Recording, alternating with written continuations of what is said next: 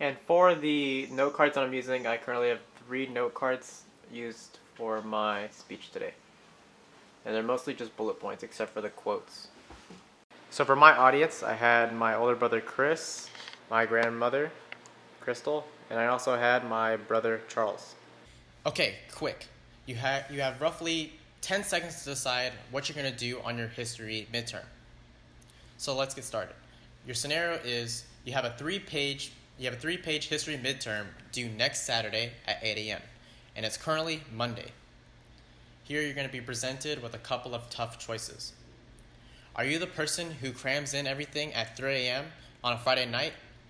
Or maybe you're the person who breaks down and structures their midterm into parts, completing each one throughout the week so you can be continuously productive.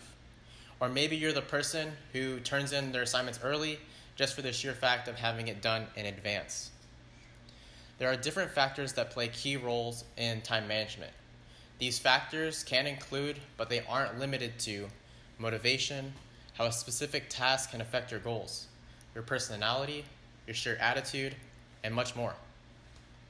However, one main factor shines the most when it comes to organizing your routines, your errands, and even the lingering tasks in the back that you haven't completed yet.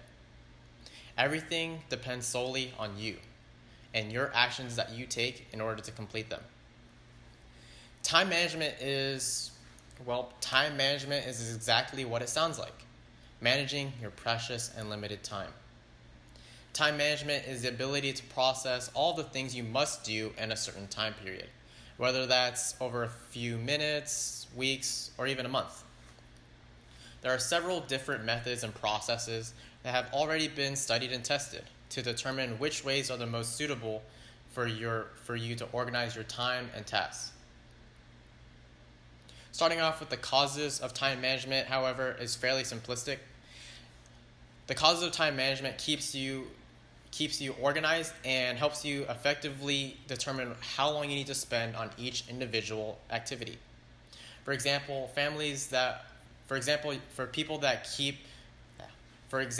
those who are currently raising their families, they start working at lower hours so that they can come back to their families at home and do things with their families. Whether that's going to go watch movies, or going to have dinner, or even taking the time to spend time with each other. For those that are using journals and calendars right now, they have the ability to look at all of their business meetings and events and plan around them to stay productive. For the students right now who are in college, taking college courses, they must take their syllabus to their advantage in order to stay ahead in class, whether that's looking at their assignments, quizzes, or exams. But do you want to know the thing that they all have in common? They are all effectively using time management. So a good scenario to look at and to pick this from would be you currently have an hour to accomplish as many tasks as you can within that hour. Will you use that hour to clean up your whole entire room? Or you divide all of your tasks accordingly to, let's say, do all of your homework assignments, clean your room, study, and use the last few minutes to have fun. If you choose this option, not only are you accomplishing as much tasks as you can in that 1 hour by dividing it all up, but you're also being the most productive by using your limited time. Everyone speaks about the true benefits of time management, but no one really speaks about what happens with an individual when they can't manage time. The effects of poor time management will bring you to the procrastination state.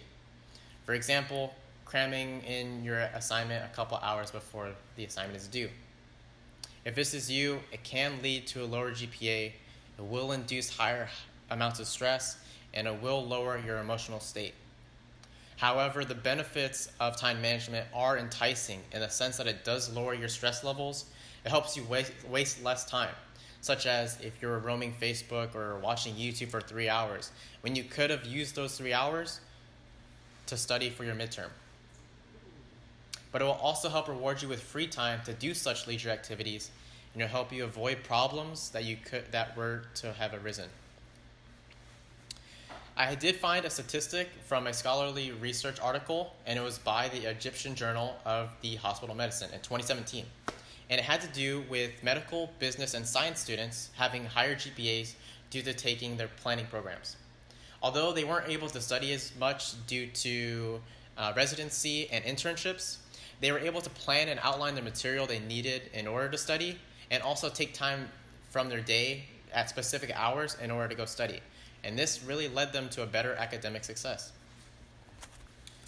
Overall, time management is a great influence in determining time and help you prioritizing that time and tasks. Everyone is equal in terms of time. Everybody has 24 hours, 12 a.m. to 12 p.m., 7 days a week. Use your time wisely and effectively, and don't waste it.